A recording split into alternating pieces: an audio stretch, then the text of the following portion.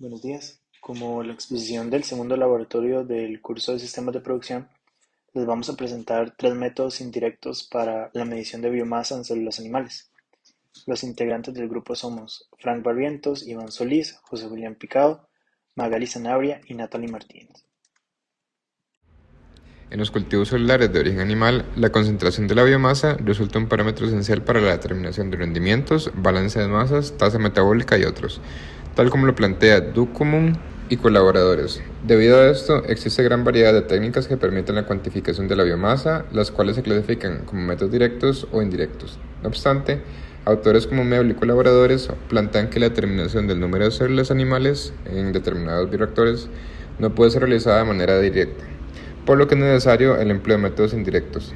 Los métodos indirectos se caracterizan principalmente por basarse en tasas metabólicas o en la concentración de determinado metabolito. El primer método del que vamos a exponer es determinar la concentración de proteínas. Estas pueden utilizarse para la medición de la biomasa partiendo de que el contenido proteico de una célula de mamífero ronda los 100 y 500 picogramos por célula.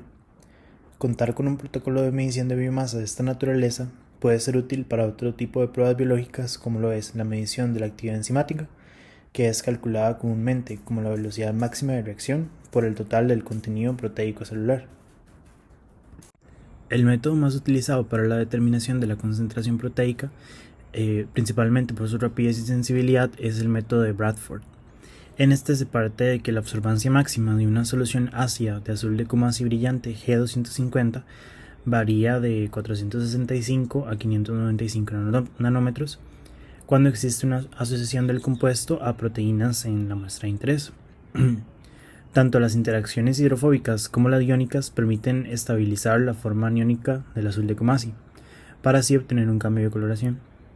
El reactivo es preparado utilizando 100 miligramos de azul de Kumasi con etanol al 95% y ácido fosfórico al 85%. Esto disuelto en agua destilada para obtener la concentración deseada. El procedimiento es bastante sencillo, se basa en la homogeneización o ozonización de las células. Se le agregan alrededor de 5 mililitros por cada 100 microlitros de lisado celular. Se realiza una incubación a temperatura ambiente durante 10 minutos y se mide la absorbancia a 595 nanómetros. Para la determinación de la concentración proteica se realiza una curva de estandarización utilizando soluciones de albúmina de suero bovino a concentraciones de entre 0 a 0.5 miligramos por mililitro. Como un ejemplo del uso de este método tenemos el estudio de Pérez Martínez de la Universidad Autónoma de Madrid, donde se evalúa el perfil toxicológico del propilparabeno, el cual es un compuesto utilizado comúnmente como preservante de alimentos para limitar el crecimiento microbiano, y estos ensayos se realizaron en células Vero, las cuales son derivadas de riñón de mono verde. La determinación de la densidad celular se realizó mediante la cuantificación de proteínas totales usando el método de Bradford. Mediante este experimento se logró reflejar el número de células totales en un cultivo en monocapa, utilizando el contenido proteico total como referencia, y se obtuvo una correlación positiva con un valor de P menor a 0.0001. Del mismo modo, cuando se realizó un tratamiento de las células utilizando 500 micromolar de propilparabeno para medir la actividad inhibitoria, se reportó un decrecimiento en la proliferación de las células utilizando este ensayo proteico descrito.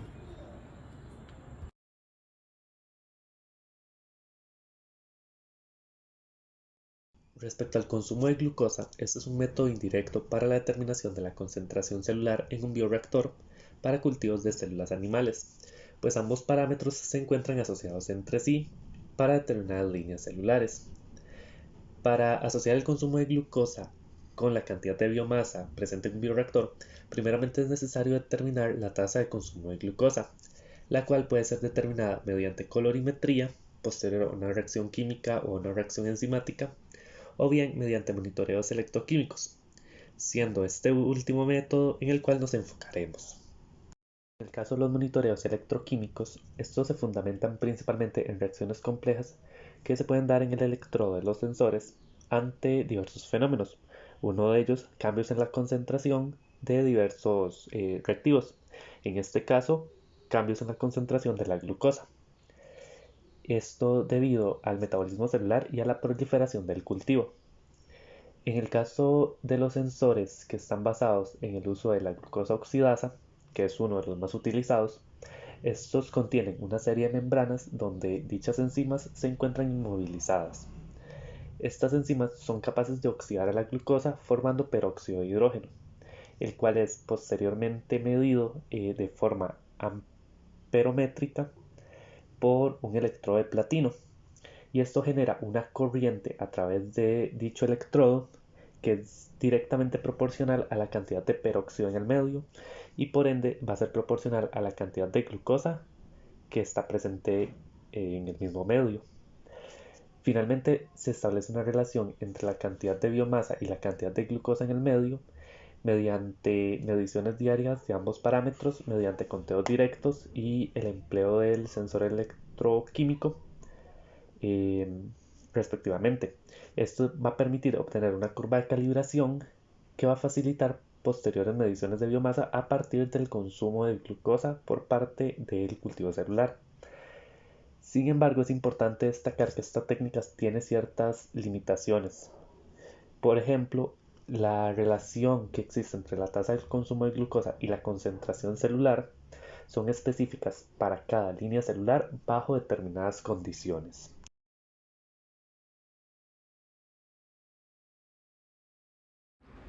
En este ejemplo de Chan y colaboradores, ellos buscaron correlacionar la tasa de crecimiento celular y el consumo de glucosa determinada por medio de monitoreo electroquímico. Para ello diseñaron electrodos sensibles a enzimas, lo cual permite medir el consumo de glucosa de las células en distintas etapas de crecimiento. En primera instancia, se realizó una evaluación de volumetría cíclica con P-benzoquinona, como medidor de redox, un compuesto que también está en el medio de cultivo utilizado para el crecimiento celular. Para las mediciones del consumo de glucosa, utilizaron un rango de 0,3 a 60 milimolar de la concentración de glucosa. Este proceso se realizó durante 7 días con la línea celular NIH3T3. Luego compararon los resultados de estas mediciones con la curva de crecimiento de las células y se observó una correlación. De esa manera determinaron que el aumento del consumo de glucosa se asocia con la proliferación celular y que además este consumo disminuye linealmente en la fase exponencial. Un método muy prometedor para monitorear en línea la concentración celular es la medición de la bioimpedancia en el caldo celular. La bioimpedancia es la oposición que los materiales biológicos presentan al flujo de la corriente eléctrica. El principio de esta técnica se basa en la polarización de las células mediante la aplicación de un campo eléctrico alterno periódico al sistema. Las células con una membrana intacta pueden verse como compartimentos cerrados en un sistema acuoso que contiene diferentes iones, como las sales o los nutrientes. Los iones con carga positiva se van a mover hacia el campo eléctrico que se está aplicando y los iones con carga negativa se moverán en la dirección contraria. Estos movimientos van a estar limitados porque la membrana plasmática es una barrera, tanto para los iones dentro de la membrana como para los iones en la suspensión acuosa o medio de cultivo. Este efecto genera una polarización en las células, lo que significa que se produce una separación de las cargas. Estas células polarizadas cambian la permitividad relativa del medio, es decir, cambia cuánto es afectado al medio de cultivo por una carga eléctrica y por lo tanto cambia la medición de la capacitancia e impedancia. Como solo las células viables son polarizables debido a su membrana no interrumpida, las mediciones de capacitancia se pueden usar para correlacionar las células viables, mientras que las células muertas o las impurezas en el caldo de cultivo celular no se detectan con este método porque la membrana celular externa debe estar intacta para poder permitir la polarización. Como ejemplos del uso de esta técnica, explicaremos dos casos, el primero realizado por Metze y colaboradores en el 2020. En esta investigación se estudió la comparabilidad y capacidad de predicción que tiene la capacitancia para correlacionar sus datos con los de otras metodologías de medición de la biomasa, tales como la concentración de células viables, el volumen celular viable y el peso fresco. Además, se estudia la transferibilidad de la técnica de pequeña escala en bioreactores de 50 litros a gran escala en bioreactores de 2000 litros. Para esto se utilizaron dos líneas celulares DG44 que expresan diferentes anticuerpos monoclonales, las cuales se inocularon en bioreactores de diferentes volúmenes, y la capacitancia se midió con una sonda de impedancia a una sola frecuencia de 580 kHz. Al analizar la capacidad de predicción de la capacitancia, se comprobó que existe una correlación entre la concentración de células viables, el volumen celular viable y el peso fresco con la capacitancia. Específicamente se alcanzaron coeficientes de determinación de hasta el 99%, lo cual indica que las predicciones son bastante fiables. Además, lograron determinar que la metodología es escalable. Es importante destacar que estos resultados solo son válidos cuando las células están en fase exponencial de crecimiento, pues ya que esta técnica no permite la detección de células muertas, si se hacen mediciones en la fase estacionaria y de muerte pueden ser incorrectas. Por otra parte, tenemos el estudio realizado por Lee y colaboradores en el 2016. En este artículo, los investigadores estudiaron el monitoreo de diversas actividades celulares, específicamente la viabilidad celular, la apoptosis como respuesta a la administración de drogas y la migración celular midiendo el cambio en la capacitancia. Para ello, utilizaron células de cáncer de mama que expresan la proteína GFP, las cuales fueron colocadas en una matriz de alginato de manera que formaran un cultivo en tercera dimensión. La capacitancia se midió con un dispositivo especial llamado LCR a frecuencias de entre 5 y 10 kHz. Como conclusiones se determinó que todas estas actividades celulares mencionadas anteriormente se pueden monitorear en tiempo real usando la capacitancia.